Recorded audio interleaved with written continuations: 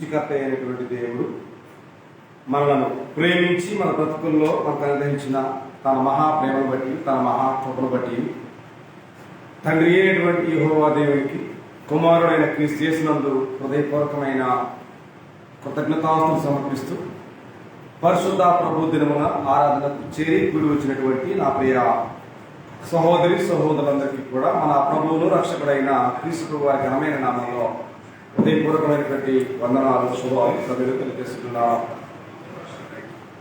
నేటి పరిశుద్ధ ప్రభు దినమున సంఘమై ఉన్న రాజ్యమైన మనము దేవుని ఘననామాన్ని కీర్తన ద్వారా మహిమపరిచినాం.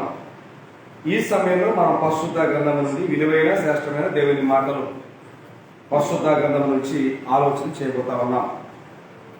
ఈ ప్రభు దినమున దేవుని గ్రంథం నుండి వినేటువంటి లేదా నేర్చుకునేటువంటి ధ్యానాంశం ఏంటంటే, క్రైస్తవ జీవితాలలో దేవుని భయము అనే మాటని మనం గ్రంథం నుంచి ఆలోచన చేయబోతా ఉన్నాం. క్రైస్తవుల జీవితాలలో దేవుని భయం ఏ మేరకు ఉంది, ఎంత మేరకు ఉంది, ఎన్ని కిలోలు ఉందనే విషయాన్ని మనం ఆలోచన చేయబోతా ఉన్నాం. భయము అనేటువంటిది చాలా ప్రాముఖ్యమైనది, చాలా ప్రామాణికమైనటువంటిది గ్రంథ ప్రకారంగా మనం చూడగలిగితే. కాబట్టి భయము అనేటువంటి వారు ఉన్నవారు ఏ పనిలోనైనా ఖచ్చితమైన జాగ్రత్త కలిగి ఉంటారు. భయం అనేది లేని వారు ఏ పనిలోనైనా అజాగ్రత్తగా ఉంటారు అనే విషయాన్ని మనం మర్చిపోకూడదు. అయితే గ్రంథం బోధించే వాస్తవ లేఖల ప్రకారంగా మనం చూడగలిగితే, నేటి క్రైస్తవులైన విశ్వాసులైన ప్రజలు దేవునికి భయపడే వారు ఎక్కువ మంది ఉన్నారా, మానవులకు భయపడే వారు ఎక్కువ మంది ఉన్నారా? ఎక్కువ మంది ప్రజలు దేనికి ఉన్నారు? మానవులకు భయపడేవారు ఎక్కువ మంది, దేవునికి భయపడేవారు తక్కువ మంది అనే విషయాన్ని దయచేసి మనం మర్చిపోవద్దు. అట్టి వాస్తవ సత్యాన్ని గమనించినటువంటి యేసు వరకు మీద బ్రతికున్న కాలంలో మత్తయి సువార్త 10వ మీరు చూడగలిగితే, మరియు ఆత్మను చంపనేరక దేహమును చంపు వారికి భయపడకుడి గాని ఆత్మను దేహమును నరకములో నశింపజేయగల వారికి మిక్కిలి భయపడాలి అని ప్రభు బోధించారు. ఎక్కడ రాశారు? నా దగ్గర ఉన్న గ్రంథంలో మాత్రమే ఉందా? మీ దగ్గర లేదా? ఉందా లేదా? అందరి దగ్గర ఉంది. ఏముంది అక్కడ? ఆత్మని చంపనేరక దేహమును చంపిన వారికి ఎవరికి భూమి మీద మీరు భయపడనవసరం లేదు అని చెప్పారు. మరి ఎవరికి భయపడాలి? ఆత్మని, దేవుడు మానవుడికి ఇచ్చినటువంటి ఆత్మని, మానవుడికి ఇచ్చినటువంటి దేహాన్ని, ఈ రెండింటిని నశింపజేసేటువంటి దేవునికి మిక్కిలి భయపడాలి అని చెప్పి ప్రభువారు బోధించారు. అందరి దగ్గర బైబిల్ ఉన్నాయి, అందరూ బైబిల్ కొనుక్కున్నారు, అందరూ బైబిల్ మోస్తున్నారు. కానీ బైబిల్ మోస్తూ ఉన్న క్రైస్తవులుగా విశ్వాసులుగా ఉన్న మనం దేవునికి భయపడుతున్నామా, మనుషులకు భయపడుతున్నాం? ఎవరికి భయపడుతున్నాం? మానవునికా దేవునికా అనే ప్రశ్న ప్రతి క్రైస్తవ విశ్వాసికి జీవితంలో ఉత్పన్నం కావాలి. నేను దేవునికి భయపడుతున్నానా, మానవునికి భయపడుతున్నానా? నేను దేవుని మాట వింటున్నానా, మానవుని మాట వింటున్నానా అనేటువంటి మాట చాలా స్పష్టంగా ప్రతి వ్యక్తి గమనించాల్సిన అవసరం ఉంది.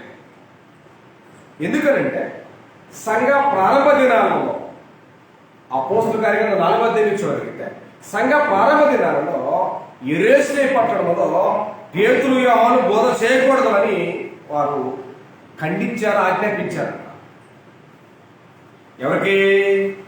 అపోస్తలులైనటువంటి పేతురు యోహానుకి మీరు యెరూషలేము పట్టణంలో యేసుక్రీస్తు నామాన్ని గురించి మీరు ప్రకటింపకూడదు అని చెప్పి వారికి ఆజ్ఞ ఇచ్చారంట. ఆజ్ఞ ఇచ్చినప్పుడు ఏం చేయాలా? పట్టణాన్ని వదిలి వెళ్ళాలా. కానీ వారు ఏమన్నారంటే, దేవుని మాట వినుట కంటే మీ మాట వినుట శ్రేష్టమా, దేవునికి భయపడట కంటే మీకు భయపడట శ్రేష్టమా అని అడిగారు. భయపడాలి. మానవులకే భయపడితే అసలు ఆ ప్రాంతంలో యేసు గురించి చెప్పడానికి ఛాన్సే లేదు. అదే దేవునికి భయపడితే చెప్పచ్చు, చెప్పారు. కానీ నేటి క్రైస్తవ మన జీవితాల్లో దేవునికి భయపడుతున్నామా, మానవులకు భయపడుతున్నామా అంటే మానవులకు భయపడేటువంటి భక్తులే మీద ఎక్కువ మంది. దేవునికి భయపడే భక్తులు తక్కువ, మానవులకు భయపడే భక్తులు ఎక్కువ. ఎందుకని?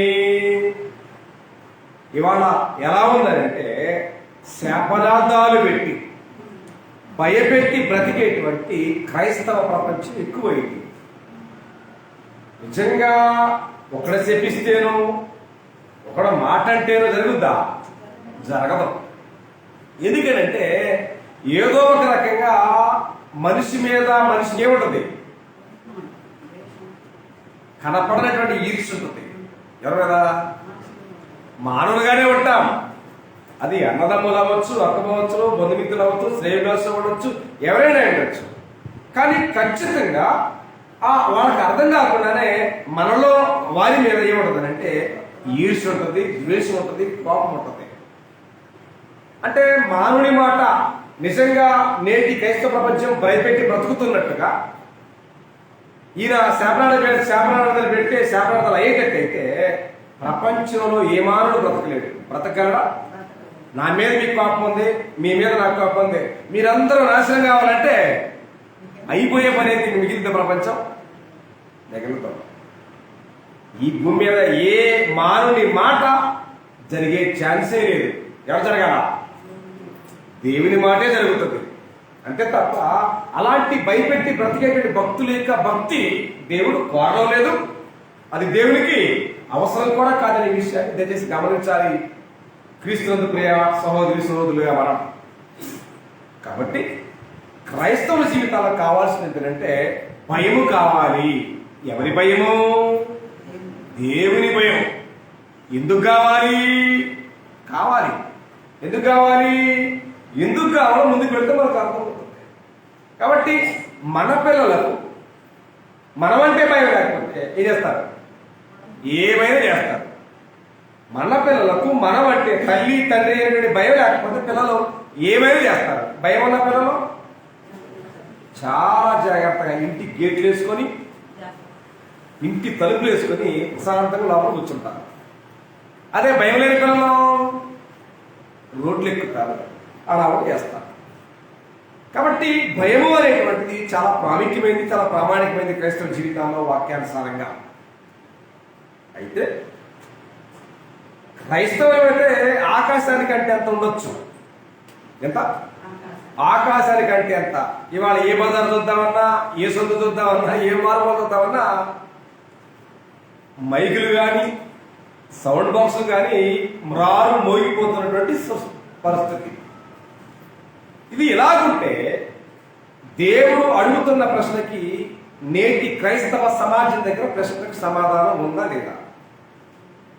ఒక్కసారి మలాకీ గ్రంథము 1వ అధ్యాయము 6వ వచనం మీరు గ్రంథం నుంచి గమనించి చూసినట్లయితే మలాకీ గ్రంథము 1వ అధ్యాయము 6వ వచన భాగంలో మహోన్నతుడైన సర్వ సృష్టికర్త అయినటువంటి దేవుడు యెహోవా దేవుడు మాట్లాడుతున్న మాటని మీరు చదవబోతా ఉన్నారు ఈ సమయంలో.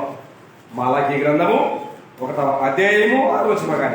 కుమారుడు తన తండ్రిని గణపరచును కదా, దాసుడు తన యజమానిని గణపరచును కదా, నా నామమును నిర్లక్ష్యపెట్టు యాజకులారా, నేను యజమానునైతే నాకు భయపడువాడు ఎక్కడ ఉన్నాడు అని అడుగుతున్నాడు. సైన్యములకు అధిపతికి యెహోవా అడుగుతున్నాడనే ప్రశ్న అక్కడ రాయబడింది. నేను యజమానునైతే నాకు భయపడేవాడు ఎక్కడా? నేను తండ్రినైతే నాకు రావాల్సిన ఘనత ఏది అని ప్రశ్న అడుగుతున్నాడు దేవుడు. ఈ ప్రశ్నకు పాత నిబంధనలో జీవించినటువంటి ఇశ్రాయేలీలైనా, కొత్త నిబంధన చట్టంలో జీవిస్తున్న క్రైస్తవులైనా ఈ ప్రశ్నకు అందరూ సమాధానం చెప్పాల్సిందే. అన్ని కాలాలలో అంతమంది ప్రజలకి ఏం కావాలి? భయం కావాల్సిందే. ఇశ్రాయేలుకి భయం ఉంది, మనకి భయం అవసరం లేదా? మనకే కావాల్సిందే. అన్ని సందర్భాల్లో అన్ని వేళల్లో ఒక భక్తుడికి చాలా విశిష్టమైనది ఏంటంటే దేవుని భయం అనే విషయాన్ని నేటి క్రైస్తవం ఏనాడో యాదమరిచిపోయిందన్న విషయాన్ని మర్చిపోకండి. కాబట్టి విన్నాడు, నేను యజమానునైతే నాకు భయపడేవాడు ఎక్కడున్నాడు అనే ప్రశ్న గ్రంథం బోధిస్తా ఉంది. క్రైస్తవులకు యజమానుడు యెహోవా దేవుడైతే లోక సంబంధమైనటువంటి ప్రవృత్తుల్లో కొనసాగుతున్న వారికి కూడా యజమానుడు ఉంటాడు. అది స్టీల్ కంపెనీయా, వెండి కంపెనీయా, బంగారం కంపెనీయా, ఏదైనా కంపెనీ అవ్వచ్చు. యజమానుడు అంటే లోపల పనిచేసే వర్కర్స్ అంతా నిద్రపోతారా? ఏం చేస్తారు? యజమానులు లేనప్పుడు నిద్రపోతారు, కూర్చుంటారు, ఏమండి ఏదేదో మాటలు చెప్తారు. కానీ యజమానులు ఉన్నప్పుడు ఎలా ఉంటారు? పిన్ డ్రాప్ సైలెంట్గా ఎవడ పని వాడు చేసుకుంటాడు. ఎందుకు? యజమానుడు చూస్తున్నాడు, యజమానుని పని నుంచి తీసేస్తాడు, యజమానుడు నాకు కూలివ్వడు, యజమానుడిని ఖండిస్తాడు అనేటువంటి భయంతో మన చేసేటువంటి పరిపాలనలో చాలా చాలా నైపుణ్యత కనపరుస్తూ ఉంటాం. అలాంటి నైపుణ్యత దైవ సమానమైనటువంటి క్రమంలో ఉందా? మరి దేవుడు చూడట్లేదా? ప్రతిఫలం ఇచ్చేవాడు ఆయన, దీవించేవాడు ఆయన, ఏమండి శపించేవాడు ఆయన, జీతం ఇచ్చేవాడు ఆయన, నరకాన్ని పంపించేవాడు ఆయన. ఆయనంటే భయం ఉందా? ఆయన మాట వినాలంటే ఆలోచన ఉందా? అసలు వాక్యం అంటే లక్ష్యం ఉందా? క్రైస్తవ్య అంటే ఏనాడో సంతలో దులిపేశారు వాస్తవానికి దేవుని సత్యవాక్యాన్ని. కాబట్టి ఇప్పుడు దేవుని పిల్లలారా, గ్రంథాన్ని మనం గమనిస్తూ ఉన్నట్లయితే ఏం చెప్తుందంటే, నాయన యజమానుడిని, నేను తండ్రిని, కానీ నాకు రావాల్సిన ఘనత ఏడా బూడిదలో పోసిన పన్నీరు అవుతుంది, అడవిలో కాసినటువంటి వెనలవుతుంది అనే విషయం దేవుడు ప్రస్తావన చేసుకొచ్చారు. అంత మాత్రమే కాదు, నేను యజమానునైతే నాకు భయపడడం లేదు అనే విషయం దేవుడు ప్రశ్నిస్తున్నాడు. ఈ ప్రశ్నకు నేను కానీ మీరు కానీ క్రైస్తవులుగా భూమి మీద నడిచేటువంటి ప్రతి వ్యక్తి దీనికి ఖచ్చితమైనటువంటి బాధ్యత, సమాధానం చెప్పాల్సిన వారమైనా మరి విషయాన్ని మర్చిపోకండి. కాబట్టి గ్రంథం గురించి వాస్తవాలు ఏంటంటే, భయము అనేటువంటిది ఒక ఆదివారానికి పరిమితమైందా? ఏమా ఆదివారానికి మాత్రమో, గురువారానికి మాత్రమో, ఏదో ఒక్క రోజుకు మాత్రమే భయం అనేటువంటిది కీలకమైందా? కాదు. మరి ఎంతకాలం ఏంటి? ఈ భూమి మీద దేవుడు అని తెలుసుకున్న నాటి నుండి ఈ లోకాన్ని వదిలే కాలం ఏమంటారంటే జీవితకాలం అంటారు. దయచేసి ఒకసారి దినవృత్తాంతాల 2వ గ్రంథం 6వ అధ్యాయము 30 వచనాలుగా మీరు గమనించున్నట్లయితే, దినవృత్తాంతాల 2వ గ్రంథం 6వ అధ్యాయము 30 వచన భాగంలో, దినవృత్తాంతాల 2వ గ్రంథం 6వ అధ్యాయము 30 వచన భాగంలో మాట్లాడుతున్న సత్యముల సారాంశము ఏంటని మనం గమనించుకున్నట్లయితే, అక్కడ ఈ విధంగా వ్రాయబడి ఉన్నది పరిశుద్ధ గ్రంథంలో. దినవృత్తాంతాల 2వ గ్రంథం 6వ అధ్యాయము 30 వచన భాగాన్ని, నీవు మా పితరులకు ఇచ్చిన దేశమందు వారు తమ జీవిత కాలం అంతయు నీ యందు భయభక్తులు కలిగి అన్నాడు. ఎంతకాలం? ఆదివారం వరకేనా, లేదా వేసవి కాలం వరకేనా, లేదా శీతాకాలం వరకేనా అని ప్రశ్నిస్తే ఆ కాలం గురించి కాదు. ఏ కాలం అంట? భూమి మీద బ్రతికిన జీవిత కాలమంతయు. అంటే ఎక్కడా కూడా ఆపేటువంటి పరిస్థితులు కనిపించకూడదు చెప్పొచ్చాడు. ఏ పరిస్థితులు? దేవుని యందు భయాన్ని ఎక్కడా కూడా ఆపడానికి లేదు. ఈ వారం ఆపుదాం, ఈ వారం వాడుకుందాం, ఈ వారం ముందు చేసుకుందాం అనేటువంటి ప్రణాళికలేవి క్రైస్తవ జీవితాలకు ఉండకూడదు. నిత్యము జీవితకాలం అంతయు దేవునికి భయపడాలి అని చెప్పి గ్రంథం వరకు బోధిస్తూ ఉంది. నిజంగా గ్రంథం బోధించినట్టుగా భయపడితే దేవుడికి ప్రశ్న అడుగుతాడు. నేను యజమానునైతే నాకు భయపడేవాడు ఎక్కడ ఉన్నాడు అని ప్రశ్న ఎందుకు వేస్తాడు? అంటే భయపడినట్టు నటించేటువంటి నటులు ఎక్కువ, నిజంగా భయపడే వాళ్ళు చాలా తక్కువ. ఈ లోకంలో మానవుడు మోసం చేయొచ్చు, కానీ మన అందరి సృష్టికర్త అయిన దేవుడిని మనం మోసం చేయడం అసాధ్యమైన పని, మర్చిపోకండి. కాబట్టే మాట్లాడుతున్నాడు, నేను యజమానునైతే నాకు రావాల్సిన ఘనత ఏమాయో అని మాట్లాడుతూ మీ జీవితకాలం అంతయు దేవుని యందు భయభక్తి కలిగి ఉండాలి అని చెప్పి గ్రంథం మనకు బోధిస్తా ఉంది. ఓకేనా? బోధిస్తా ఉన్నాయి. ఓకే, భయభక్తులు కలిగి ఉన్నవారు ఎలా ఉంటారు? దేవుని యందు భయం ఉన్నవారు ఎలాగుంటారు? భయం ఉన్నవారు భయం లేని వారు ఒకేలా ఉంటారా? ఉండరు. ఎందుకని? చదువు లేని వ్యక్తి, చదువుకున్న వ్యక్తి ఒకేలాగా మాట్లాడలేరు, ఒకేలాగా ఉండలేరు. ఒకటిదా? ఉండదు. వ్యత్యాసం అనేది ఉండదు. అలాగే దేవుని యందు భయం ఉన్నవారు ఎలాగుంటారు, భయం లేని వారు ఎలాగుంటారు? భయం ఉన్నవారేమో ఎలా ఉంటారు? చాలా జాగ్రత్తగా ఉంటారు, చాలా పవిత్రంగా ఉంటారు. భయం లేని వాళ్ళు అజాగ్రత్తగా ఉంటారు, వాళ్ళు పాపములో ఉంటారు. ఓకేనా? దయచేసి గ్రంథాన్ని మనం గమనిస్తే కీర్తనల గ్రంథము 19వ అధ్యాయం 9వ వచనాన్ని చూస్తే, కీర్తనల గ్రంథము 19వ అధ్యాయం 9వ వచన భాగాన్ని మీరు గ్రంథం నుంచి గమనించినట్లయితే, యెహోవా యందైన భయము పవిత్రమైనది, అది నిత్యము నిలుచును అని చెప్పి గ్రంథం బోధిస్తుంది. ఏంటంట? యెహోవా యందైన భయము ఎలాంటిదట? పవిత్రమైనది అన్నట్టు. పవిత్రమైనది అన్నాడు. ఎందుకని పవిత్రం?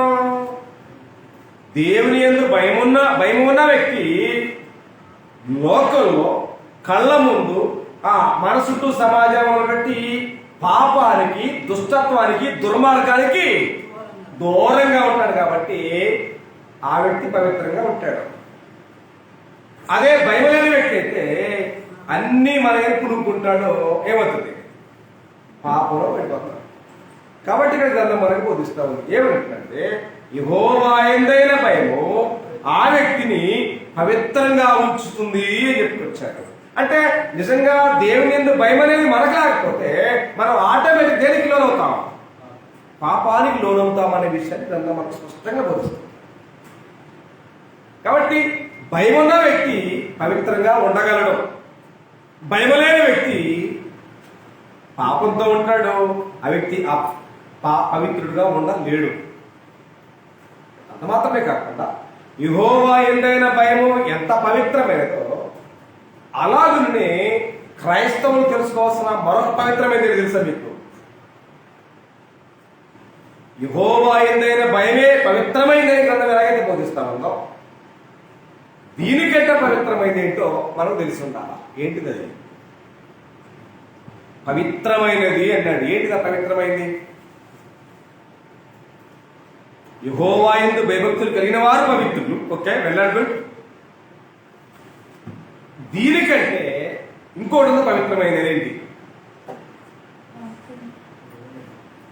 ఏంటి పవిత్రమైంది? గ్రంథం బోధించే మరొక పవిత్రమైనటువంటి సంగతి ఏంటి? పవిత్రమైనది అన్నాడు. ఏంటి పవిత్రమైనది? యెహోవా యందైన భయం పవిత్రమైనది, అది నిత్యము నిలుస్తుంది అని చెప్పుకొచ్చింది గ్రంథం. దీనికంటే విలువైన, ఘనమైన, పవిత్రమైన ఏంటి చెప్పండి?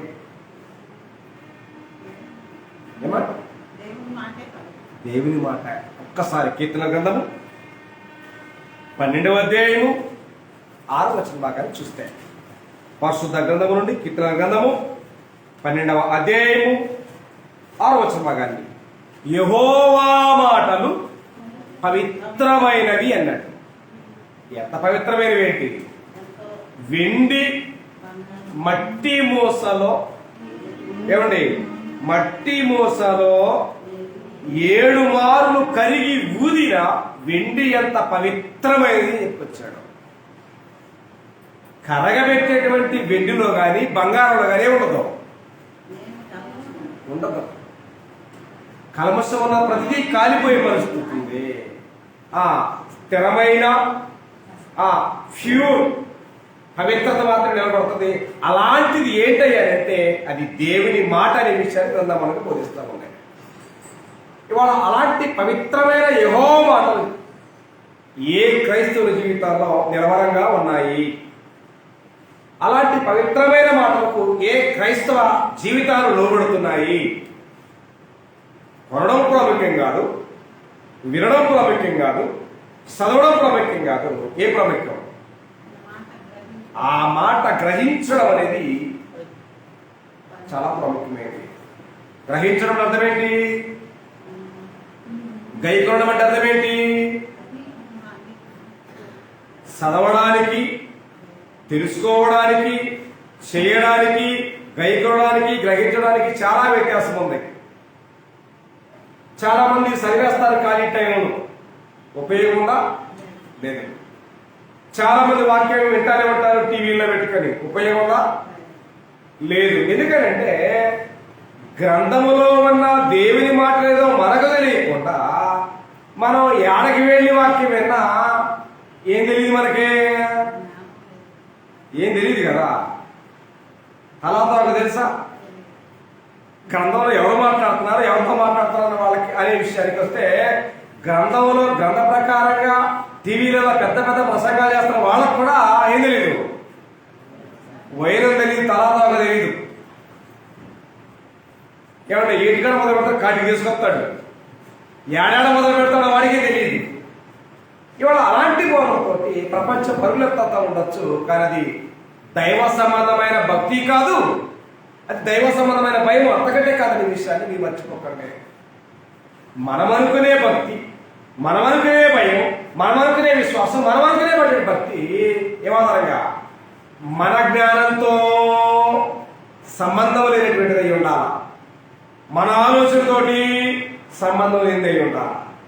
అది దైవ సంబంధమైన వాక్య ప్రకారమైన ఉండగలిగితేనే అది దైవ సంబంధం అయ్యే పరిస్థితులు ఉన్నాయి చెప్పొచ్చు. దీన్ని ఎలా చెప్తారు మీరు అంటే, సహోదరులారా, రోమిలకు రాసిన పత్రిక 10వ అధ్యాయం, మీరు ఎవరికి వస్తలేదు. సహోదరులారా, ఇశ్రాయేలీయులు రక్షణ పొందవలని నా హృదయాభిలాష నడుపు. ఎవరు చూపించి? ఇశ్రాయేలును చూపించి. ఏంటంట? ఇశ్రాయేలీయులందరూ కూడా రక్షణ పొందాలనేది నా హృదయాభిలాష అన్నాడు. ఆ పనులు బాగానే ఉంది. అయినను వారు ఆసక్తి గలవారని వారిని గురించి సాక్షి చెబుతున్నాను అన్నాడు. అప్పటిదాకా బాగానే ఉంది. ఏంటంట? వారు దేవుని యందు ఆసక్తి గలవారు అని సాక్షి చెబుతున్నారు. ఒకటేమో రక్షణ పొందాలని అనుకుంటున్నాడు, రెండవది ఏంటంటే వారికి ఆసక్తి గొప్పగా ఉంది అని చెప్పాడు. మూడో విషయం గమనిస్తే, అయినను వారి ఆసక్తి జ్ఞానానుసారమైనది కాదు అన్నాడు. ఉందా ఉపయోగం? ఇవాళ మనం అనుకునే భక్తి, మనం అనుకునేటువంటి భక్తి కానీ, మనం అనుకునేటువంటి భయం కానీ, మనం అనుకుని చేసేటువంటి ప్రార్థన కానీ, ఆరాధన కానీ ఏం సరే దైవ సంబంధమైన జ్ఞానంతో కూడింది కాకపోతే అది వ్యర్థమైంది, అది శూన్యమైంది. దాని వలన ఎలాంటి ప్రయోజనం మనకు కానీ దేవునికి కానీ ఉండదనే విషయాన్ని ప్రపంచం ఏనాడో మర్చిపోయింది. కాబట్టి యెహోవా మాటలు అలాంటివి పవిత్రమైనవి అన్నాడు. అలాంటి పవిత్రమైన దేవుని మాటని ఏనాడో చెవులలో శేషం పోసేసుకొని దేవుని మాట వినడానికి ప్రజలు ఇష్టపడుతున్నారు. అబద్ధాలు, అసత్యాలు, అజ్ఞానాన్ని నూరిపోసింది ప్రపంచానికి ఏనాడో. ఇక సత్యాన్ని ఎందుకంటారు? సత్యంలో మాదిరి అర్థమవుతుందా? అర్థం కాదు. అబద్ధములో ఉన్నటువంటి రుచులు మనకు అర్థమైనప్పుడు నిజాన్ని మనం జీర్చుకోగలుగుతామా? జీర్చుకోలేము. అబద్ధం అనేది అమృతమైతే నిజం అనేది విషమైపోతుంది. కానీ కావాల్సింది ఏంటంటే నిజమేమో అమృతమై ఉండాలా, అబద్ధమే విషమై ఉండాలా. కానీ ఏనాడో మొదటి శతాబ్దం నుంచే క్రైస్తవ్యానికి అసత్యాన్ని, అజ్ఞానాన్ని, అధర్మాన్ని నూరి అమృతులా పోసేసింది సేవలలో. ఇంకెవడు వింటాడు ఈ మాట? వింటాడా? ఎవడెంటాడు? కాబట్టి గ్రంథాన్ని మనం గమనిస్తామన్నప్పుడు గ్రంథం బోధిస్తున్న వాస్తవాలు ఏంటంటే, యెహోవా యందైన భయం పవిత్రమైనది, అది నిత్యము నిన్ను దేవుని సన్నిధిలో పరిశుద్ధుడుగా, పవిత్రుడుగా, నిర్దోషిగా, ఎలాంటి పాపం లేనివాడికి నిన్ను స్టాండప్ చేస్తుంది, నిలబడుతుంది. కానీ ఆ దేవుని యందు భయం ఎవరికైతే ఉండదో వారు అల్టిమేట్ పడిపోతారు, పాపాల్లో దేవునికి దూరం అయిపోతారు. మరొక సంగతి ఏంటంటే, మరొక సంగతి ఏంటంటే మీ భయం అనేటువంటి పవిత్రమైన విషయాన్ని మనం జ్ఞాపకం చేస్తాం కాబట్టి ఆయనకు భయపడేవారు లేరని చెప్పి గ్రంథం మనకు బోధిస్తా ఉంది కాబట్టి మరి భయం అనేది ఎలా వచ్చిందండి? భయం అనేది ఎలా వచ్చింది? దేవుడన్నా దేవుని భయం అన్నా మనకు రావాలి అంటే మనం ఏం చేయాలా? అప్పు తెచ్చుకున్నావా? మరి ఏమైనా కొనుక్కొచ్చుకోవడానికి ఏమైనా సంతలో దొరికే సిద్ధకుండా కాదు కదా. ఇది ఎట్లా వచ్చింది? అయితే మీరు మీకు తెలిసిన ప్రకారంగా అయ్యా విశ్వాసం ఎట్లా వచ్చిందని వెళ్తే ఏమండి వాక్యాన్ని వినటం వల్ల విశ్వాసం వచ్చింది అని చెప్తారు. బాగానే ఉంది. మరి భయం అనేది మన జీవితాల్లో ఉత్పన్నం కావాలి అంటే మనకేం కావాలా? ఏం కావాలి? భయము అనే దేవుని భయం అనేటువంటి ఖచ్చితమైనటువంటి కంటెంట్ మన హృదయాల్లో ఉత్పన్నం కావాలంటే మనకేం కావాలా? విండన్నామా, బంగారం అన్నామా, డబ్బులు అన్నామా, ఆస్తులు అన్నామా, ఐశ్వర్యం అన్నామా, కీర్తి అన్నామా, కనకం అన్నామా, కిరీటం అన్నామా? ఇవేమి కాదు. ఒకటే ఉంటుంది. ఏంటిదని? నిజంగా భూమి మీద పుట్టినటువంటి ఒక మానవుడికి దేవుని యందు భయాన్ని కలగాలి అంటే, పుట్టాలి అంటే అది కావాలి. ఏంటిది? ఏమి కావాలి? ఏమి కావాలి? ఒక విశ్వాసి లేదా ఒక క్రైస్తవునికి నిజమైన దేవుని భయము పుట్టాలి అంటే ఆ వ్యక్తికి అవసరమైంది ఏంటంటే ఏమి కావాలో కీర్తనల గ్రంథము 119వ కీర్తన 38వ వచన భాగాన్ని మీరు గమనించాలి. కీర్తనల గ్రంథము 119వ కీర్తన 38వ వచన భాగాన్ని మనం గమనించినట్లయితే అక్కడ గ్రంథం ఈ రీతిలో మనతో మాట్లాడుతూ ఉంటున్నది. 119వ కీర్తన 138వ వచన భాగాన్ని 119వ కీర్తన 38వ వచన భాగాన్ని నీవిచ్చిన వాక్యము మనుషులలో నీ భయమును పుట్టించుతున్నది అని ప్రస్తావన తీసుకొచ్చాడు. చూసారా ఏముంది అక్కడ? నీవిచ్చిన వాక్యము మనుషులలో నీ భయమును పుట్టించుతున్నది అన్నాడు. అంటే ఒక మానవునికి, ఒక విశ్వాసికి, ఒక క్రైస్తవునికి భయం ఎట్లా వచ్చింది? వాక్యాన్ని వినడం వల్ల, వాక్య ప్రకారంగా నడవడం వల్ల, వాక్యాన్ని అనుసరించడం వల్ల పుట్టేదే భయము. ఆ భయం ఎలా పుట్టాలా? మనిషి యొక్క హృదయాల్లో పుట్టినప్పుడు మాత్రమే అది స్థిరమైన భక్తి అవుతుంది, అది పవిత్రమైన భయం అవుతుంది. కానీ వల్ల ఆ భక్తి అనేది, భయం అనేది ఏమవుతుంది? పెదాలలో పుడుతుంది భయము. పెదాలలో భయం కనపడతావు తప్ప హృదయంలో భయం కనిపించని పరిస్థితి. హృదయాల్లో కనపడితే అది లోతైన భయం. అదే పెదాల్లో కనపడితే ఏ భయం? అది పైకి భక్తి గలవారి వలె ఉండి అన్నాడు పౌలు. ఏ భక్త? పైకి భక్తి గలవారి వలె ఉండి దాని శక్తిని ఆశ్రయించిన వారిని, దేని శక్తిని? భయం పుట్టాలంటే ఏం కావాలా? వాక్యం కావాలా? ప్రజలకేం తెలియదు? ఆ వాక్యం యొక్క శక్తి తెలియదు. మనం కళ్ళతో చుట్టూ చూస్తే కనపడతా ఉంటారంటే దేవుని సృష్టి కనపడతా ఉంటుంది. ఓకేనా? ప్రపంచములు లేదా కనబడుతూ ఉన్న ప్రతి సృష్టి దేనివల్ల కలిగాయి? దేవుని మాటే. ఎబ్రీ పత్రిక 11:3 చెప్పుకొచ్చాడు. ప్రపంచములు ఆయన వాక్యం వలన నిర్మాణమైనవి అని అన్నాడు. ఆయన మాటకి, ఆయన వాక్యానికి యావత్ ప్రకృతి అంతా కూడా సరెండర్ అయ్యింది.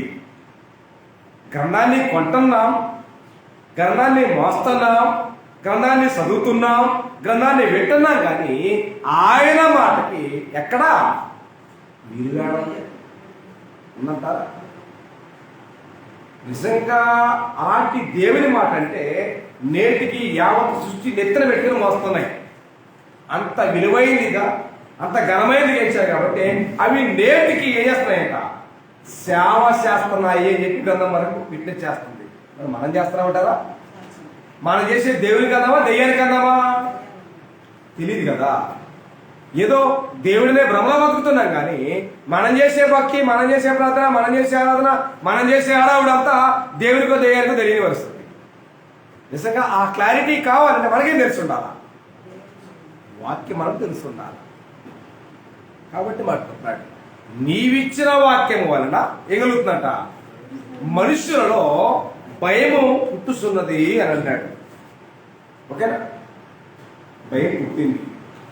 ఆ భయము వలన మనిషి ఆ భయం ఉన్నటువంటి వ్యక్తి దగ్గర ఏ వాసన వచ్చింది? దేవుని ఎంతైనటువంటి భయం ఉన్న వ్యక్తి దగ్గర ఏ వాసన వచ్చింది?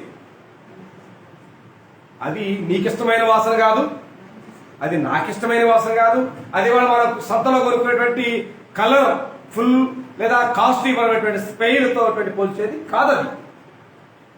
భూమి మీద ఉన్న ఒక భక్తుని ద్వారా పరలోకముల దేవునికి వర్తించేటువంటి సువాసన అన్నాడు.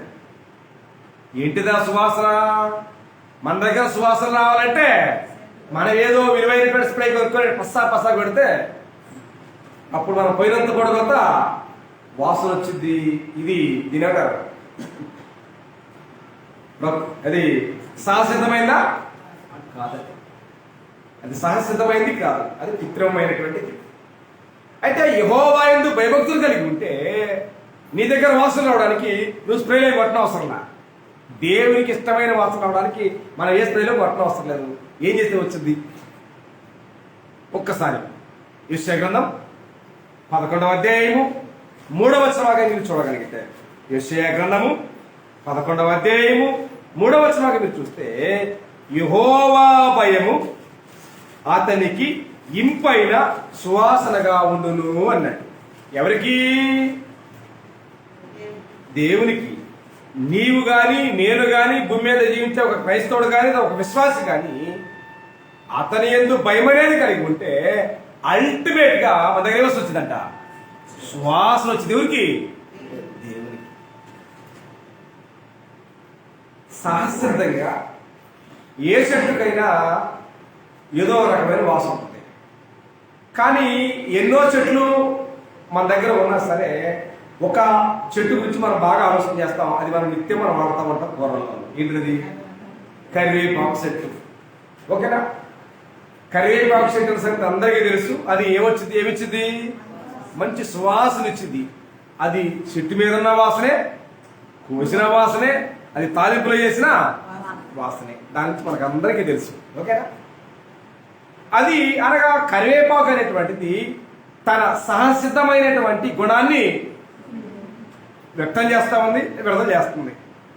అదే వాసన కరివేపాకు చెట్టు ఏమైనా వాడతారా? అది ఎంత పెద్ద చెట్టు అయినా ఉండొచ్చు, దానికి ఎంత మంచి ఆకులు ఉండొచ్చు, దాని జోలికి వెళ్ళేవారు ఎవరు లేరు, ఉండరు. అలాగుండనే ఒక క్రైస్తవుడు విశ్వాస జీవితంలో భయం లేకపోతే ఆ వ్యక్తి ఏముండదు, వాసన ఉండదు. కరివేపాకు చెట్టు పెద్దదయ్యింది. కరివేపాకు చెట్టు పెద్దదయ్యి కాయలు కాస్తుంది. మీకు తెలుసు కదా, కరివేపాకు కాయలు కాస్తుంది. ఆ కరివేపాకు చెట్టు కాయలో ఏదో ఒక పక్షి, అది ఏదో ఒక పక్షి తిని ఏడకు వెళ్ళి రెట్టేసింది అనుకోండి, ఏం చేస్తుంది? మొలుస్తుంది. మొలిసినటువంటి ఆ చెట్టు ఏమొచ్చింది? వాసననే ఇచ్చింది. విత్తనముతో మొలిసినటువంటి చెట్టు ఏమొచ్చింది? వాసన ఇచ్చింది. క్రైస్తవునికి విత్తనం ఏంటి తెలుసా మీకు? అవునా? లూకాసు వార్త 8:11 మీరు చూస్తే విత్తనమే దేవుని వాక్యం అని ప్రస్తావన చేయబడింది. కాబట్టి భయం అనేది ఎలా వస్తుంది? నీవిచ్చిన వాక్యం వలన మనిషి హృదయాల్లో భయం పుట్టుచున్నది అని అన్నాడు. మరి ఆ విత్తనం అనే దేవుని వాక్యం వల్ల మనుషులకు భయం వస్తుందా? భయం లేదు. భయం లేని కారణం మన దగ్గర ఏమట్లేదు, దేవునికి ఇష్టమైనటువంటి సువాసన ఏమి రావటం లేదు. మరొక ఆత్మీయమైన భావాన్ని జ్ఞాపకం చేస్తాను.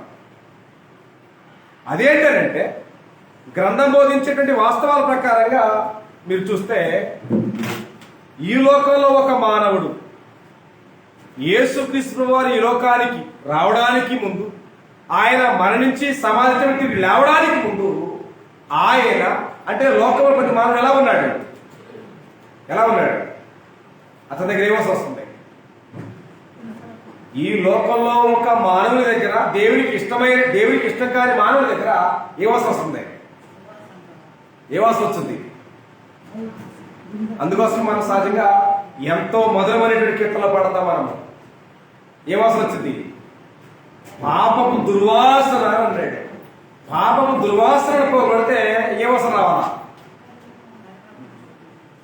అంటే ఒక పాపీన మానవుని దగ్గర పాపం దుర్వాసన కాస్త బయటికి వెళ్ళి పరిమళ వాసనగా మారాలి అంటే ఏం చేయబడాలి?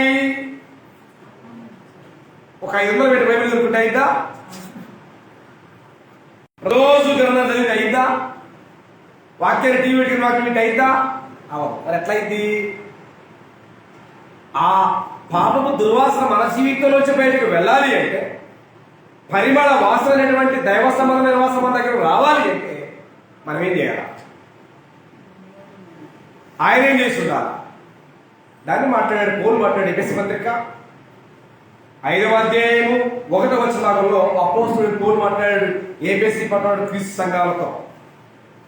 ఎఫెసీయులకు రాసిన పత్రిక 5వ అధ్యాయము ప్రారంభ వచనాలను చదవబోతాం మనం ఈ సమయంలో.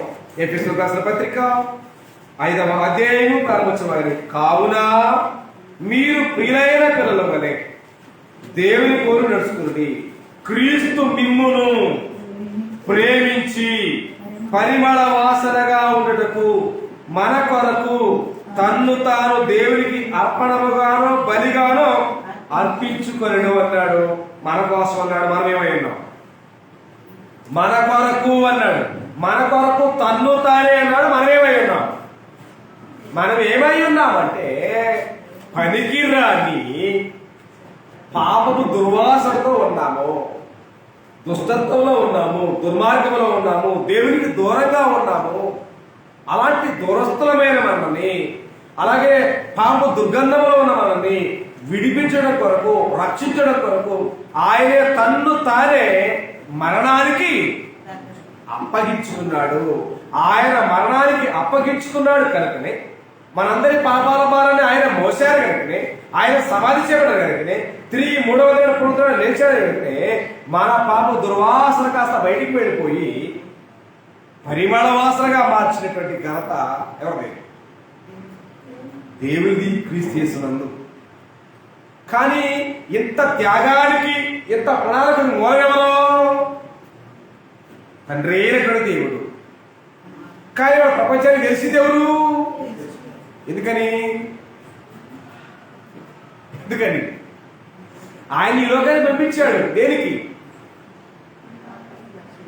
యేసు ప్రభువుని ఈ లోకాన్ని పంపించడానికి బలమైన కారణాలు ఎన్నో ఉండొచ్చు.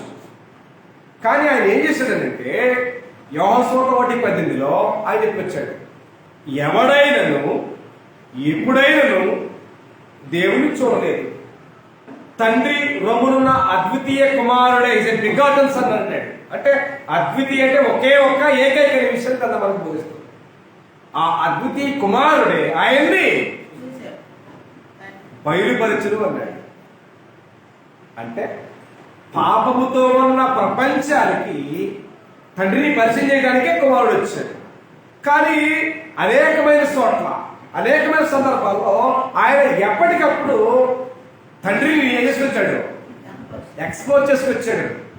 ఇదిగో తండ్రి, ఇదిగో తండ్రి అని చెప్పి ఆయన్ని ఎక్కడెక్కడే పరిచయం తీసుకొచ్చాడు. యోహాను సువార్త మొత్తం కూడా చెప్పొచ్చాడు. కానీ ప్రపంచం ఏం చేసింది? చెప్పిన సత్యాన్ని కాలరాసి చెప్పని అసత్యాన్ని, అబద్ధాన్ని నెత్తరేసుకొని ఊరేగుతున్నటువంటి క్రైస్తవం ఇలాంటి పరిస్థితులు ఉన్నాయి. కానీ ఇక్కడ గ్రంథం బోధిస్తున్న సత్యం ఏంటంటే ఆయన మనందరి పాపాల కొరకే మరణించాడు, సమాధి విధానం. అది యేసు ప్రభువుకి సొంత నిర్ణయం.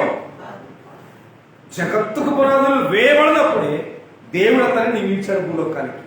ఏంగా నియమించాడు? రక్షకునిగా, మధ్యవర్తిగా, ప్రధాన యాజకుడిగా, దేవునికి కుమారుడిగా నీకు నిర్ణయించాడు. నీవు నిజంగా ఒక వ్యక్తి పాపి అయిన మానవుడు రక్షించబడడానికి దేవుడు ఆయన ఏ విధంగా నిర్ణయించాడు? దేవుని కుమారుడిగా, మధ్యవర్తిగా, రక్షకుడుగా, తర్వాత ప్రధాన యాజకుడుగా, సత్యంగా, మార్గంగా దేవుడు ఆయన నిర్మించాడు. ప్రణాళిక అంతా ఎవరిది? తండ్రి. కానీ మన ప్రపంచమంతా కొలిసేది ఎవరిని? ఎంత బాధ ఇది! బైబిల్ బోధిస్తా ఉందా? జ్ఞానానికి అవకాశం ఉందా? అజ్ఞానానికి అవకాశం ఉందా? బైబిల్లో ఉన్న జ్ఞానాన్ని ఏడవ ప్రపంచం పక్కన పెట్టేసేసి అజ్ఞానాన్ని ఎత్తు చేసుకుని ఊరేగుతున్న ప్రపంచం అంతా, క్రైస్తవ ప్రపంచం అంతా ఎంత వేదన ఇది! నిజంగా మనం 10 మందిలో ఏదైనా కష్టపడి పని చేస్తే, లేదా కుటుంబానికి మనం ఏదైనా సహాయం చేస్తే, ఏదైనా ఫంక్షన్లో కానీ, ఏదైనా సందర్భంలో కానీ, ఏదైనా అకేషన్లో కానీ సహాయం చేసిన వారి పేరు చెప్పకపోతే నిద్ర చేస్తే మర్చిపోయిందంట. అవునా కదా? అవునా కదా? అంటే 10 మందిలో ఒక మానవుడిని పొగడమే గడతనుకున్నప్పుడు మరి యావత్ క్రైస్తవ ప్రపంచం అంతా తండ్రి దేవుడు ఏం చేసింది? పక్కన పెట్టిందిగా, మర్చిపోయిందిగా. ఆయన ఎంత బాధపడుతున్నాడు అన్నది ఎవరికన్నా జ్ఞానం ఉందా? ప్రణాళిక నాది, క్రియేషన్ నాది, ఏమండి ప్రతి ఉద్దేశానికి మూలం నేను. కానీ కుమారుని దేని పంపించాడంటే ఆయన కూడా బోధించాడండి. అయినా జ్ఞానాన్ని పంపించాను. ఒక్క వచ్చిన జ్ఞాపకం చేస్తా. యోహాను రాసిన మొదటి పత్రిక 5వ అధ్యాయము, యోహాను రాసిన మొదటి పత్రిక 5వ అధ్యాయంలో 20వ వచనం చూడండి. యోహాను రాసిన మొదటి పత్రిక 5వ అధ్యాయం ఎంత చక్కటి వాక్యాలు ఉన్నాయి చూడండి. ప్రపంచము లేదా క్రైస్తవ్యము లేదా విశ్వాసులైన వారు దేవుణ్ణి ఎంత తిన్నగా డైవర్ట్ చేశారో బైబిల్లో బోధిస్తాం. చూడక్కడ మనము అన్నాడు. ఎవరంటే మనం అంటే క్రైస్తవులుగా ఉన్న మనం, విశ్వాసులుగా ఉన్న మనం, సంఘ సభ్యులుగా ఉన్న మనం, బైబిల్ పెట్టుకుని ప్రార్థనకు వెళ్ళే మనము అనేటువంటి వారు వచ్చి మాట్లాడుతున్నాం. మనము ఎవరాయన్ని? సత్యవంతుడైన వారిని ఎరగవాలని. ఎవరాయన్ని? ఎవరా సత్యవంతుడు? ఎవరైనా? అద్వితీయ సత్యదేవుడు అయిన నిన్ను అన్నాడు. యేసుడు గారు అన్నాడు యెహోవా 10వ వచనంలో, అద్వితీయ సత్యదేవుడు అయిన నిన్ను నీవు పంపినటువంటి యేసుక్రీస్తుని ఎరగడానికి దేవుడు యెహోవా 17:3. అదే రూట్లో మాట్లాడితే ఇక్కడ మాట్లాడుతున్నాడు చూడండి. యోహాను రాసిన మొదటి పత్రిక 5 ఏమంటాడు చూడండి. మనము సత్యవంతుడైన వారిని ఎరగవలనని. ఎవరిని? ఎవరో సత్యవంతుడు? పరలోకములోని యెహోవా దేవుడు. ఓకేనా? మనము సత్యవంతుడైన వారిని ఎరగవలనని కుమారుడు వచ్చి, దేవుని కుమారుడు వచ్చి మనకేం చేశాడంట? వివేకం నిర్ణయించాడని ఎరుగుదు అన్నాడు. ఇప్పుడు వివేకవంతులు ఎవరు, అజ్ఞానులు ఎవరు? అన్ని ఒకటే నమ్మేవాడు వివేకవంతులా? తండ్రే కుమారుడు, కుమారుడే పరిశుద్ధాత్మ, 3 in 1 గాడ్ అని నమ్మేటువంటి గుంపులు ఎన్నో ఉన్నాయి భూమి మీద. కానీ కాదు. ఎవరి పోర్షన్, ఎవరి క్యారెక్టర్, ఎవరి పర్సన్ అనేటువంటి విషయం ఖచ్చితంగా గ్రంథం అనుభవిస్తాం. ఎందుకు వచ్చాడంటే కుమారుడు మనం సత్యవంతుడైన వారిని ఎరగవాలని దేవుని కుమారుడు వచ్చి మనకేం చేశాడు? వివేకాన్ని అందించాడు. దేనికి వివేకం? దేనికి?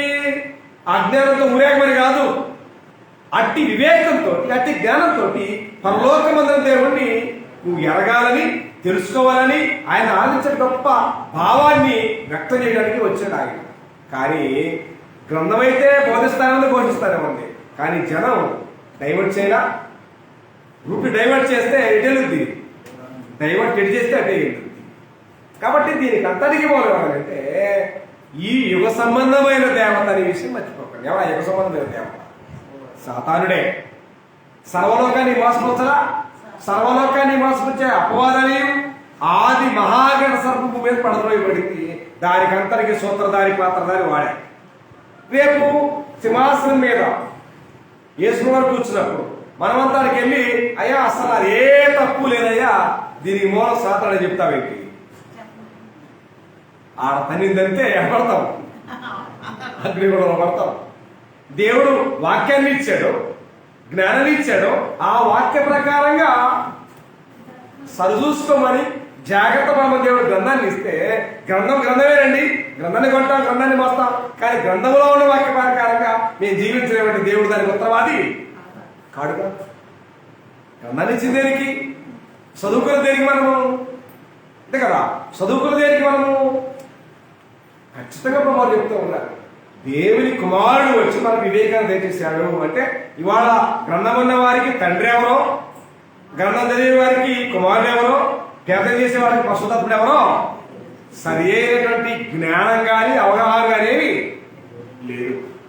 గుడ్డెద్దు సేలో పడ్డట్టుగా, ఎద్దుకు ముద్దు పెట్టినట్టుగా ఉంది మన భక్తి అంతా.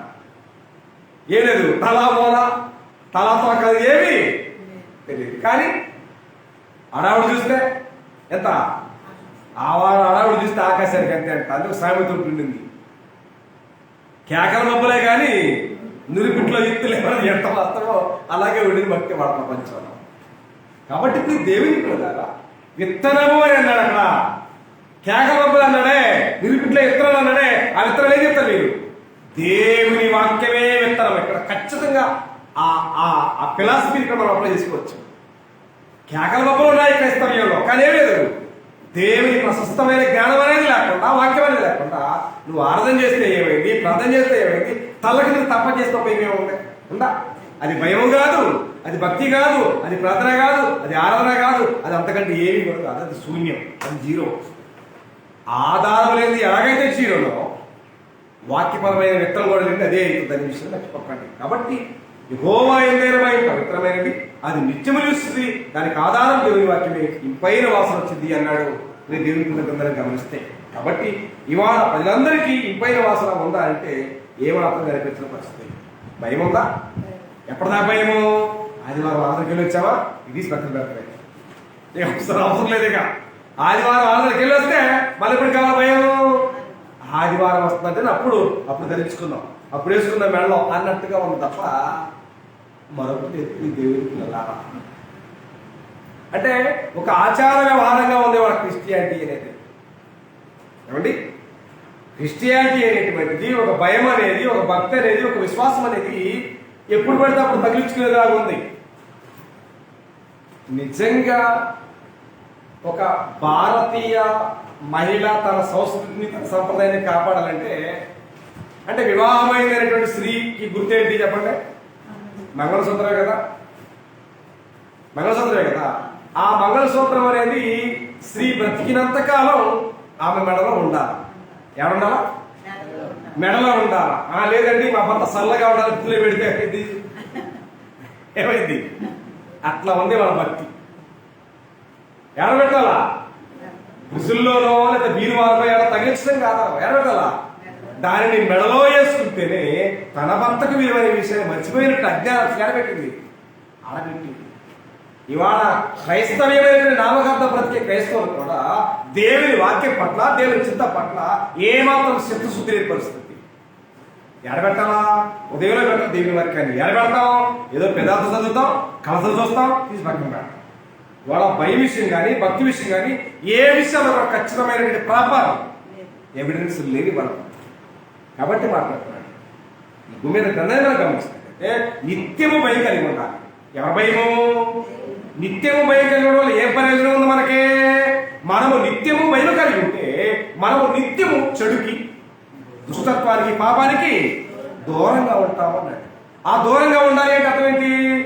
దేవుని వాక్యం పట్ల, దేవుని మాట పట్ల, దేవుని వాక్యం పట్ల మనకు సరి అయినటువంటి అవగాహన ఉండాలా, అది హృదయంలో ఉండాలని కొంతమంది బోధిస్తాం. కానీ మన జీవితాల్లో ఒక క్రైస్తవుడు ఒక విశ్వాసి పాపం చేస్తాడు అని అర్థం ఏంటి? అంతకేమీ లేదు, అతని దగ్గర ఏమీ లేదు,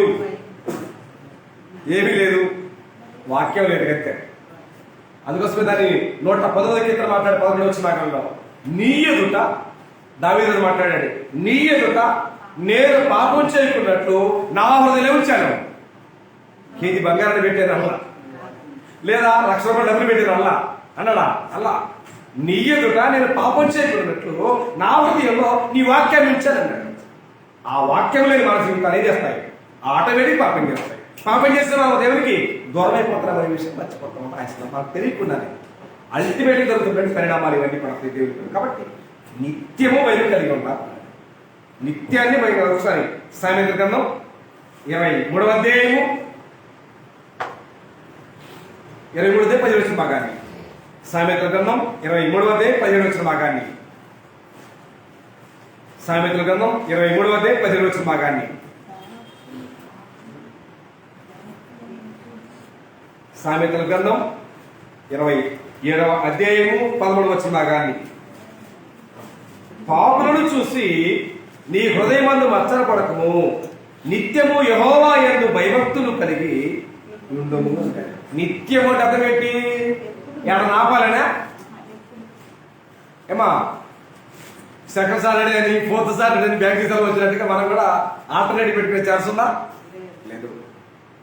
అవి ఆగొచ్చు, సృష్టి ఆగొచ్చు, ఏదైనా ఆగొచ్చు, కానీ నీవుగా కానీ నేరుగా కానీ క్రైస్తవులు కానీ ఎవరు కూడా భయాన్ని ఆపడానికి లేదు. ఎంతకాలం? ఏమా ఎంతకాలం? ఎంతకాలము? ఏమా అక్కడ జీవితకాలం అంతయు అన్నాడు. మనం చదివిన దినోత్తర గ్రంథంలో జీవితకాలం అంతయు దేవుని భయాన్ని కలిగి ఉండాలి అని చెప్పుకొచ్చాడు. ఓకేనా? కొత్త నిబంధన చట్ట ప్రకారంగా మనం వాక్యపఠనం చేశాం. ఎవరికైనా గుర్తుందా? మన వాక్యపఠనం చేశాం పేతురు పత్రికలో. ఎంతకాలం గడపాల?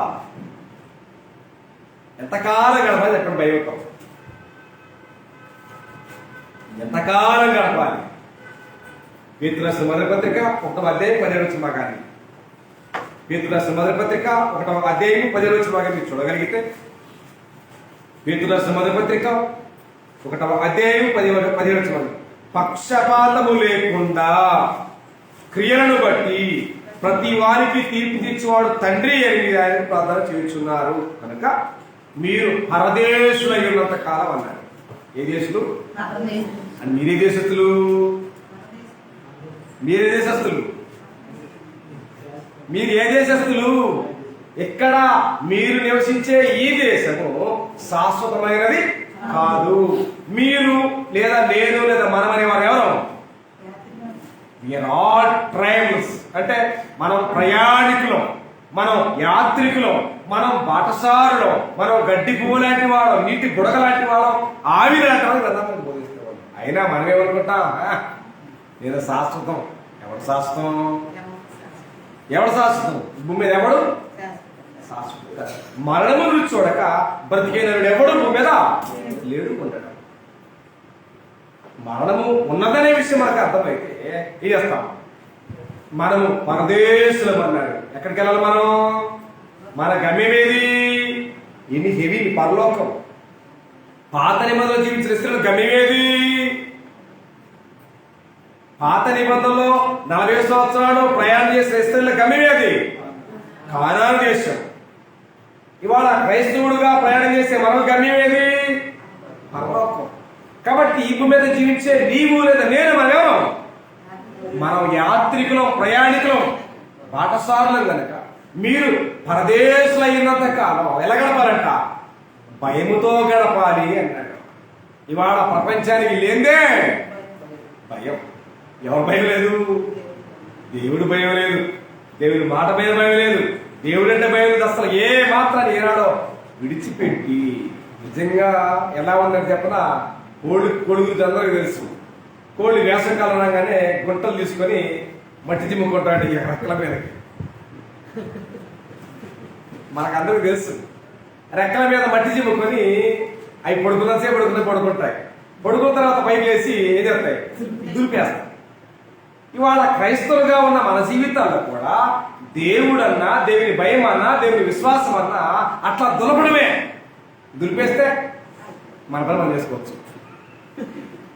దులిపేస్తే దేవుని వాక్యాన్ని, భయాన్ని, విశ్వాసాన్ని కాసేపట్టు దులిపితే మనం ఇష్టం చేసుకోవచ్చు అన్నటువంటి ఆలోచన మనుషులు తిరిగి పడుతున్నారు తప్ప నేను నిత్యము భయం కలిగి ఉండాలా, దేవుడు కూడా చూస్తున్నాడు, నేను భూమి మీద పరదేశిని, నేను భయంతో బ్రతికితేనే నాకు అక్కడ ఏముంది? పరలోకమునదనే విషయాన్ని ప్రజలు ఏనాడో విస్మరించి ఇహలోక సంబంధమైనటువంటి సుఖాలకి ఏమడి అలవాటు పడి పర సంబంధమైన సుఖాన్ని విడిచిపెడితే శాశ్వతంగా నష్టపోయేది మనమే. శీతులు గారి తర్వాత ఆకులు కొట్టుకుని నవ్వుతూ వస్తే ఏమైంది? అబ్బాయి నువ్వు జీవితంతో ఎడవాల్సిందే ఉన్నాడు. కాబట్టి అవకాశం ఉన్నప్పుడే దేవుడు మనకిచ్చిన అవకాశాన్ని సద్వినియోగం చేసుకోగలిగితే మనకు ఇచ్చినటువంటి ధనవంతులు ఎవరు లేరు భూమి మీద ఉండరనే విషయం నచ్చుకోకండి. చివరిగా చెప్పే సంగతి ఏంటంటే క్రైస్తవులు ఎవరు, క్రైస్తవులు ఎక్కడుంటారు? క్రైస్తవులు ఎవరు ఎక్కడుంటారు చెప్పండి. క్రైస్తవులు ఎవరు, వారు ఎక్కడుంటారు? క్రైస్తవులు ఎవరు, వారు ఎక్కడుంటారు? క్రైస్తవులు అనేటువంటి వారు యేసుక్రీస్తు వారు నా పాపాల నిమిత్తము చనిపోయి సమాధి చేయబడి తిరిగి లేచాడన్న సత్యాన్ని నమ్మి బాప్తిజం పొందిన వారే క్రైస్తవులు. లోకంలో చెప్పే బోటకాలను నమ్మి పొందేవారు ఎవరు బాప్తిజం పొందేవారు క్రైస్తవులు కాలేరు. ఒకవేళ అలా పొందినా అది క్రైస్తవ్యం కాదు. నిజమైన క్రైస్తవులు ఎక్కడుంటారు ఆయన అంటే బైబిలు క్రమంలో దేవుని మనసులో ఉన్నటువంటి సంఘము ఒకే ఒకటి. క్రీస్తు సంఘములో ఉన్నవారు మాత్రమే దేవుడు చెప్పే క్రైస్తవులు. బయట ఉన్న వారు ఏం చెప్తారంటే అది లోకం నచ్చే లోకం చెప్పే క్రైస్తవ్యం, అది దానికి దైవ సమానమైనది కాదట. దేవుడు చెప్పాలి అన్నా దేవుడు ఆమోదించాలన్నా ఏమై ఉండాలా? అకార్డింగ్ టు ద బైబిల్ అయి ఉండాలా, యాజ్ ప్లస్ బైబిల్ అయి ఉండాలా. బైబిల్ పరిధిలో పెడితే నువ్వు లోక సంబంధివి, నేను లోక సంబంధిని, ఎవరు క్రైస్తవం కావాలో వారు లోక సంబంధులే. అది క్రైస్తవ్యం కాదు. అది భ్రమలో బ్రతికే భక్తి తప్ప దేవుడు కోరే భక్తి కాదు అన్న విషయాన్ని ఖచ్చితంగా మీరు మర్చిపోతాం. అన్ని ఒకటిని మాత్రం ఎక్కడ సమర్థించద్దు. We cannot compromise. ఎక్కడ రాజీ పడే భక్తి కావాలి. చాలా మందికి నచ్చట్లేదు. నిజంగా ఒకటే అంటే ఏది ఒకటంటావు? 100 బైబిల్ చెప్పట్లే మనకి. ఒకటే ఒకటిందని బైబిల్ చెప్తా ఉంది. ఆ ఒక్కదాన్నే మనం నమ్మాలా, ఆ ఒక్కదాన్నే ప్రసన్న చేయాలా, ఆ ఒక్కదాని కోసం మనం పోరాడాలి అనే విషయాన్ని మర్చిపోవాలి. అన్నీ ఒకటే మాత్రం నమ్మద్దు. అన్నీ ఒకటా? అన్నీ ఒకటి కాదు. అన్నీ ఒకటే అయితే ఏం తప్పు? మీరు మోసే బైబిల్ మోయడం కూడా అవసరం. లోకమంతా చేసేది కరెక్ట్ అనుకుంటే బైబిల్ తప్పు అవుతుంది. బైబిల్ తప్పు కాదు కనుక అన్ని తప్పే, బైబిల్ కరెక్ట్ అనే విషయాన్ని అనేటువంటి ఫిలాసఫీని మీరు పాటించగలిగితేనే దేవుని పిల్లలు కాగానే మీ పిల్లల. కాబట్టి అలాగా క్రైస్తవం చెప్పుకొని బాప్తిసం పొంది సంఘములో చేరిన మనము ఏం చేశాడు? మనకి రక్షణ ఉందా, బాప్తిసం ఉందా? రక్షణ ఉందా, బాప్తిసం ఉందా చెప్పాలా? చాలా మంది కాంట్రవర్సీల సమస్య ప్రపంచంలో. రక్షణ ఏముందంటాడు ఒకడు, బైబిల్ ఏం చెప్తా చూంటాడు. ఏది ముందు? గ్రంథం బోధించే వాస్తవం, లోకం బోధించే ఫిలాసఫీ దెయ్యాల బోధన మనకు అవసరం లేదు. అపోస్తుల బోధనలో యేసుప్రభువు బోధించిన బోధ ఏంటి? మరియు మీరు సర్వలోకానికి వెళ్ళండి, సర్వశ్రీ సువార్తను ప్రకటించండి. అయిపోయింది. మీరు ప్రకటించిన సత్య సువార్తను నమ్మినోడు ఏమని? నేను పాపిని, నా పాప కొరకే యేసు వారు మరణించారు, సమాధి చేయబడ్డారు, తిరిగి పునరుద్ధరణ లేచారు అనే విషయాన్ని ఎవరైతే నమ్ముతారో నమ్మినోడు రక్షించబడతాడని చెప్పలా? నమ్మినోడు రక్షణ చెప్పడా? ఏం చెప్పాడు? అలాంటి నమ్మిన వ్యక్తి బాప్తిసం పొందుతాడు. ఆఫ్టర్ దట్ రక్షణ అని చెప్పుకొచ్చాడు. ముందే రక్షణ చెప్పాడా? చెప్పలా. ఇవాళ ప్రపంచానికి దేవుని వాక్యాన్ని విస్మరించే ప్రపంచానికి ముందే రక్షణ వస్తుంది. దాంతోపాటు అగ్నిగుండం కూడా వచ్చింది. కాబట్టి గ్రంథం బోధించే వాస్తవ ప్రకారం మీరు చూడగలిగితే ఏముంది? నమ్మి బాప్తిసం పొందినవాడు రక్షింపబడతాడు. ఏది ముందు? బాప్తిసమే ముందు, రక్షణ తర్వాత. కానీ ప్రపంచానికి దేవుని వాక్యాన్ని వెంబడించిన వారికి రక్షణ ముందు వస్తుందంట. దాని తర్వాత అగ్నిగుండం కూడా వచ్చింది. కాబట్టి గ్రంథం బోధించే వాస్తవంలో బాప్తిసం పొందినటువంటి మీకు ఏమి ఇచ్చాడు దేవుడు అంటే రక్షణ ఇచ్చాడు. ఇచ్చాడు లేదా? ఎవరికి? ఎవరి జీవితానికి, ఎవరి బాప్తిసం పొందిన వారికి దేవుడు రక్షణ తెప్పిస్తాడు. ఈ రక్షణని కాపాడుకోవడానికి, ఈ రక్షణని కొనసాగించడానికి ఏం కావాలా? డబ్బులు కావాలా? బంగారం కావాలా? ఆస్తి కావాలా? లేదా స్విట్జర్లాండ్ స్విస్ బ్యాంకులో బ్యాంక్ అకౌంట్ కావాలా? ఏం కావాలా చెప్పండి. మీ సొంత రక్షణను కొనసాగించడానికి ఇప్పుడు మనకేం కావాలా? డబ్బులు అన్నామా, బంగారం అన్నామా, వజ్రాలు అన్నామా, వైడీలు అన్నామా, కీర్తి అన్నామా, కిరీటం అన్నామా, కనకం అన్నామా, ఏముంటుందని కొనసాగిస్తాం? ఏం కావాలి ఇక్కడ కొనసాగాలంటే చెప్తే మనకు చూపిస్తా. దేవుడు మీకిచ్చినా మాకిచ్చినా మనకిచ్చినా సొంత రక్షణను కొనసాగించాలంటే ఏం కావాలా? ఏం కావాలా? కావాల్సింది భయమే. భయం లేకపోతే ఎడబడి పెట్టింది కోడి ఎడబడ్డ పెట్టింది. కాబట్టి క్రైస్తవులుగా బాప్తిస్మం మనకు అలాంటి ప్రైవసీ లేదు. దాని పోలు మాట్లాడు ఒకసారి. ఫిలిప్పీయులకు రాసిన పత్రిక 2వ అధ్యాయము 12వ వచనం. కానీ నా మాట గురించిపోతున్నాను, చూడండి వచ్చేసి ఒకసారి. ఫిలిప్పీయులకు రాసిన పత్రిక 2వ అధ్యాయము 12వ వచనం. కాగా నా ప్రియులారా, మీరెల్లప్పుడూ విధేయులైన ప్రకారం నా ఎదుట ఉన్నప్పుడు మాత్రమే కాక మరి ఎక్కువగా నేను మీతో లేని ఈ కాలమందును భయముతోనూ వణుకుతోనూ మీ సొంత రక్షణని కొనసాగించుకొనుడి అన్నాడు. మీ సొంత రక్షణకు మీరే ఉత్తరవాదులు, మీ సొంత రక్షణకు మీరే బాధ్యులు. సహజంగా ఎవరి జీవితానికి వాళ్ళే ఉత్తరవాదులు, అవునా కదా? మీరు బాప్తిసం పొందారు, బాప్తిసం పొందిన తర్వాత పాపం చేస్తారా, శాపం చేస్తారా, నరకంలో ఉంటారా, పరస్పరికి వెళ్తారా అనేది అది మీ చేతుల్లో ఉన్నటువంటి మీ తీర్మానం, మీ ఉద్దేశం, మీ నిర్ణయాలే. దానికి నేను ఉత్తరవాదిని కాదు, వాస్తవానికి. అయితే నేనేం చేయడం మర్చిపోకూడదు. నా బాధ్యత ఏంటంటే మీరు ఒకవేళ పాపాల వైపు పెడుతున్నప్పుడు ఆ పాపాల మార్గం నుంచి ఏం చేయాలా? మార్గాన్ని తప్పించడానికి గద్దించాలా, ఖండించాలా, బుద్ధి చెప్పాల్సిన బాధ్యత వాక్య ప్రకారంగా ఉంది. ఎందుకనంటే మీకొకటే ఏంటి? మీకొకటే, నాకు 2. ఏంటి? మీకు మీ గురించే మీరు చెప్పుకుంటారు. నేను నా వ్యక్తిగతంగా నా గురించి చెప్పాలా? నాకు దేవుడు నాకు ఇచ్చినటువంటి సమూహం గురించి కూడా నేను చెప్పాలా? కాబట్టి నేను రాజీ పడితే మందంతేమైంది? ఇప్పుడు గొర్రె మందే వచ్చింది అనుకుందా, గొర్రె మంద వేస్తామని చెప్పి చెట్టుగా ముసలి నిద్రపోతాడు అనుకోండి, ఎటు వెళ్ళిపోతాం? మంద ఎటో వెళ్ళిపోతాయి. కానీ కాసేటువంటి కాపరి ఎలా ఉండాలా? బీ అలర్ట్ గా ఉండి ఏం చేయాలా?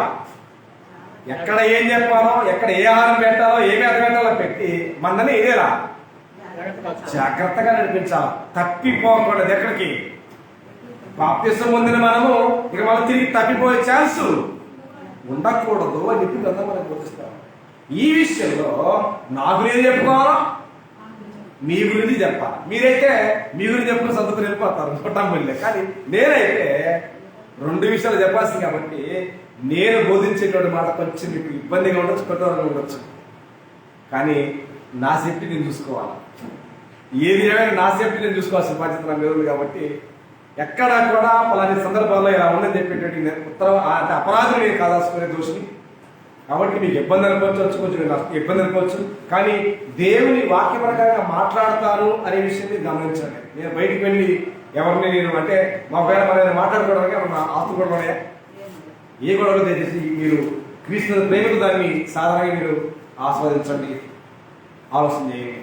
కాబట్టి మనము దేవుడు మనకిచ్చే రక్షణని భయముతోనూ వణుకుతోనూ కొనసాగించడానికి ప్రయత్నం చేయాలి తప్ప మనం బాప్తిసం పొందిన తర్వాత లోక సంబంధమైన సుఖాల వైపు, లోక సంబంధమైనటువంటి ఇంకా ఆశ వైపు తిరిగి చూడకు. ఒకవేళ చూడగలిగితే ఏం పొందించో తెలుసా?